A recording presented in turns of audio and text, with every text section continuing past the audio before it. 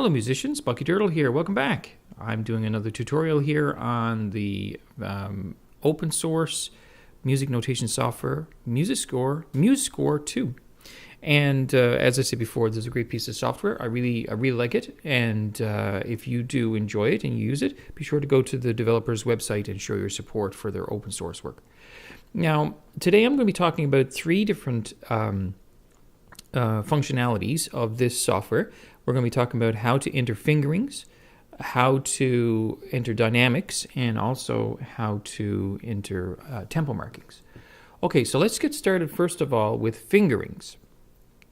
Now over on our palettes, on the left side, you can see there's a fingerings pull down, and we have a variety of different fingering options here that we can use. I'm going to just show you how to do this, and then we're going to talk about a little issue that's in the fingering that I see anyway, and that you may not want to have a closer look at. Okay, first of all, if we have a fingering, I'm a violinist, so if I want to put a fingering in, let's say if I have a note, like I'll make this note right here. I'll take a 1, and I'll bring it over and drop it right there, and there you go. So we have a first finger on that one. Now move this note up to here. This is not a, well, I'll put it right here. Make it appropriate. Put it on C sharp. Second finger, put it right there. Now, here's something that I don't care for. You can see that this second finger is actually written in on the staff. So the second finger actually shows up on the in the line. I don't care for that. And let me just show you more of that. If I go and I click it, put on 1 here, look at that. It goes into the staff again. I don't care for that. I don't know if that's something that the developers intended to do or not intended to do, but I don't really care for that. And if I take a 0 and put it here, now see this one is above the line, above the staff. And if I go down here and put 0 down here on this D, again, it goes up here, but look where it is now. So I don't know if the developers intended it to be like this, but I don't really care for that. I would rather it be standardized across the staff. So what you can do, if you put your fingerings in, you can always click on the fingerings, go to Inspector, and then use your vertical offset to raise it to where you want it to be. So if I take that 1 right here, I can take my vertical offset, and I can put it right, wherever I want it to be. I can come up with a standard, how many steps above the top line you want, and you can put it there like that. I prefer it that way. I don't want it down in the staff because that to me is very cluttered. And that 0 right there is a little high, so I do want horizontal, I want vertical, lower it down. So I would prefer for it to be like that.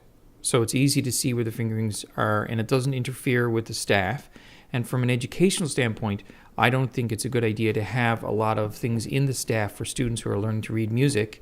I think it's better to have the staff uncluttered. So there you go. That's a little fix, in my opinion, for the fingering issue that you might find. Now, you may not have a problem with that, and that might be okay for you. That's cool. Whatever works for you. Now, let's move on to dynamics. Now, dynamics here, you can see that we have a number of different dynamic markings here, from pianissimo to sforzando and all kinds of ones. This is pretty straightforward to use. I like this. I like the way this is done. Let's take this pianissimo. And if I drop it, I bring it over, I'm dragging, you see that it has a snap, but it also lets me move within the snap. So I can drop it, then I can fine tune where I want it to be. I can move it up and down. Now, this is good for dynamics because dynamics is usually something that's like, let's get it out of the way. If you have some performance markings that have to do with rhythm or note, rhythm or pitch, those things are very important to get very clear. But dynamics is something you can kind of tuck away. You might need to put it up high or down low, or put it around the text if you have text in your piece. So it's nice that we have a lot of option to lay our dynamics in where we want it to be. You can move it around and find a place that's just perfect for it. Okay, sometimes it's up and down. And you'll see this in printed notation, like commercial printed notation. The dynamics sometimes are a little lower, a little higher, depending on where the space is for it in the chart. So that's how you would bring dynamics in. Very easy, nothing to it. Okay, so now let's have a look at tempo. Tempo. Here it is in our palette. Now you can see the way they do it. We have a number of beats that we can use, and this is good. We don't really, I guess you don't really need a whole note beat. I think this is good. This should take care of everybody's needs. This selection of notes to use.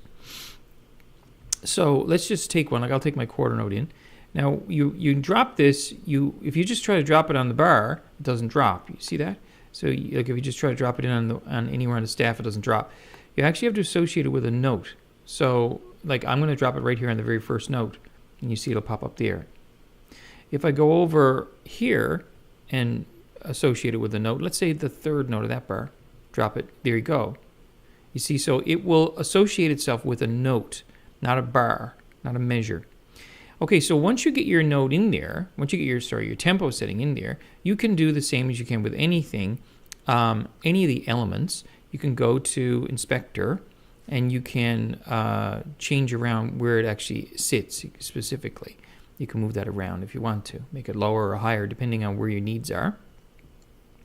Also, to change the actual number, the actual beats per minute, you double click on it, and then you can change it with your keypad. So you can go 100.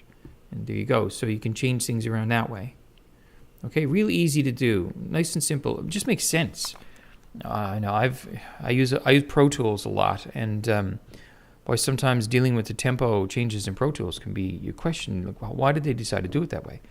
Well, this is really sensible because you see it, you double click on it, make a change, and then that's it. Oops, and you click off of it, and it'll accept your changes. Makes sense. I mean, there's nothing silly about it. It's very sensible.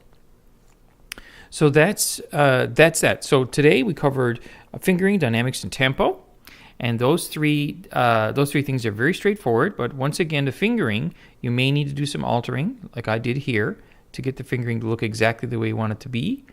And then again, you might be okay with the way it defaults to in the software. I tend to think that. It might be, I'm not going to say an oversight, but it might just be a tweak that needs to be done by the developers to place the fingering above.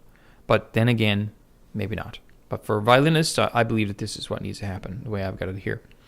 Okay, there you go. So I hope you enjoyed that. Now, I will invite you to show your support to the developers of this software because they are developing this as an open source application. So I would invite you to go to their website and show your support for the work that they do because this is fantastic. And if you want to connect with me, feel free to leave me a comment in this post.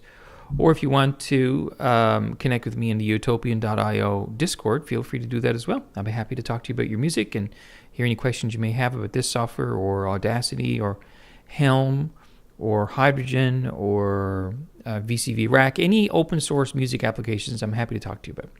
Okay, thank you very much for watching, and I'll see you next time.